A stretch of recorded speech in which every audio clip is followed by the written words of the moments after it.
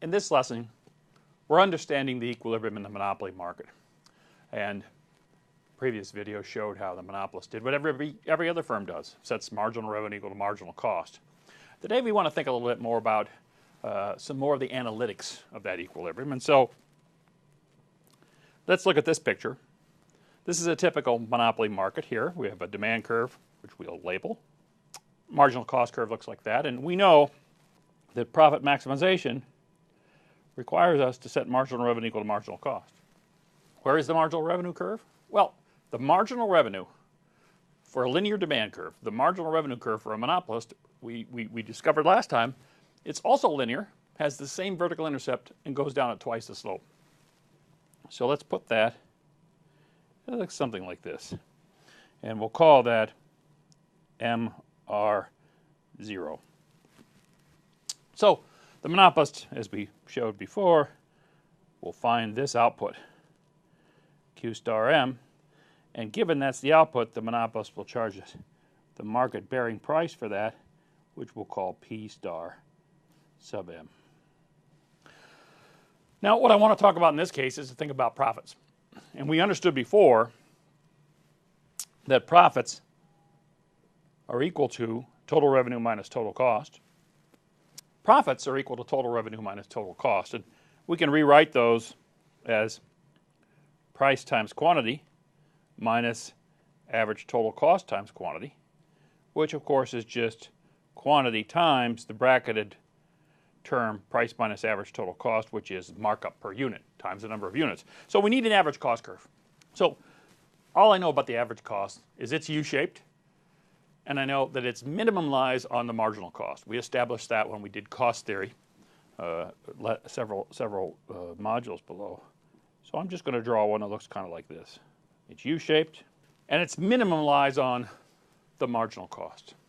Now, at that profit maximizing output of Q star sub M, we know then that profits are going to be this vertical distance, which would be P star sub M minus average total cost, and then we want to multiply it by the number of units produced, which is this Q star sub M, times Q star sub M.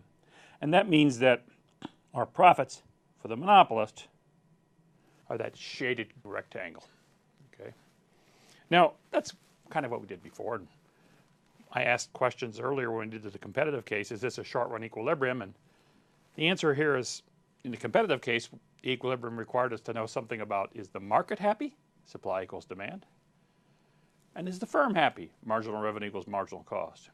Well, in a monopoly, it turns out there's no such thing as a supply curve. The supply curve is a curve that shows how firms respond to different possible prices. The monopolist sets the price. It doesn't respond to anything. The monopolist sets the price and the quantity and just throws it out as a datum. That's it. Here it is. And it turns out in this case, that price and quantity is the profit maximizing level because it's where marginal revenue equals marginal cost. So this monopolist is in short-run equilibrium. Then in the competitive case, we said, well, in the long run, the existence of positive profits would lead to entry. People would say, hey, in that industry, they're getting a return higher than they're getting in the next best alternative. The people in that industry like it, but the people down here say, wait, I want some of that. Can't happen here.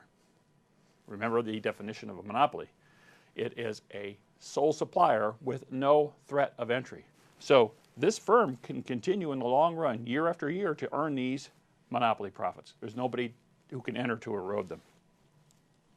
So let's think about the welfare economics involved here.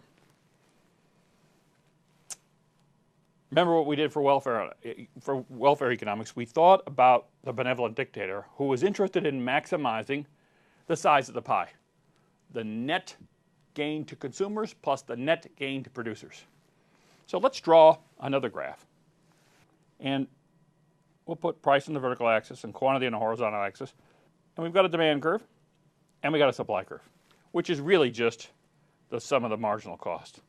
And for a moment, let's suppose this industry is competitively structured. Now, if this was a competitive industry, the supply curve, which is the sum of the marginal cost curve, would hit the demand curve right here. And at that output point, which we'll label as Q sub C, to stand for the competitive outcome, there would be a market price that looks like this we'll call P sub C. Now, the benevolent dictator would look at this and say, well, that's a pretty good outcome, because I know that in that situation, the consumer surplus would be this size, the producer's surplus would be this shaded triangle. So well, this is PS under competition, and this is CS under competition. Now, what's the monopolist do? The monopolist comes in and does something different. So you say, well, Larry, you started with a competitive industry. So I want to follow this through. And just imagine with me that this industry was perfectly competitive, and then in a matter of a short period of time, a couple months, this industry became monopolized. See, we're going to move from the competitive for the same demand curves, same technology, the same cost curves. We're going to let a monopolist run the industry. Now, that may sound a little bit far-fetched, but in the history of the United States, we have examples like this. U.S. Steel was actually a merger around the 1900s into one giant firm called U.S. Steel. At the time, it had 70% of the market.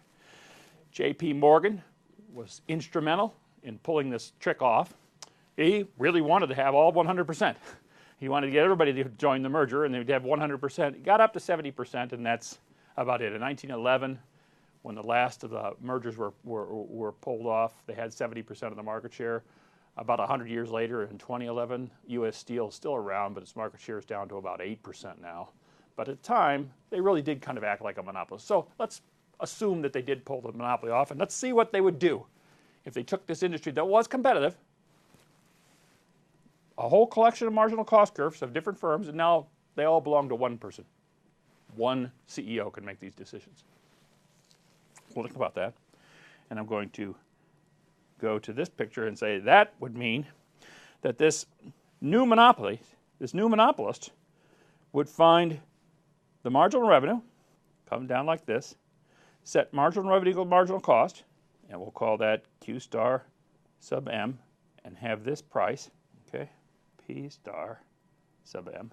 And now at that outcome, the consumer surplus is the area below demand and above the price the consumers pay. Remember, there are little consumers standing here who are buying it.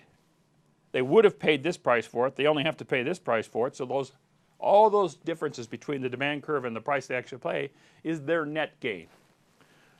But at the same time, the monopolist gets all the difference between the price that the people pay in the market and the real cost of producing it. The monopolist now owns all those plants, so the sum of the marginal cost curve is the monopolist's marginal cost. And so we now have the producer's surplus under monopoly, the consumer surplus under monopoly, and then we have this little area here, this little triangle here that goes to nobody. This triangle, as we know, goes by the name of the dead weight loss triangle. It's a pure loss to society. And it happens because the monopolist has reduced output. The monopolist says, you know, I can see all the output that the industry used to move, but now that I've got control of everything, I'm going to scrunch down on output, driving price up. Clearly, the monopolist makes itself better off. That green trapezoid is much larger than the old amount of producer surplus it had. It's been able to drive the price up and make a lot more money. Consumers are taking a beating here. You can see that this entire trapezoid they've lost.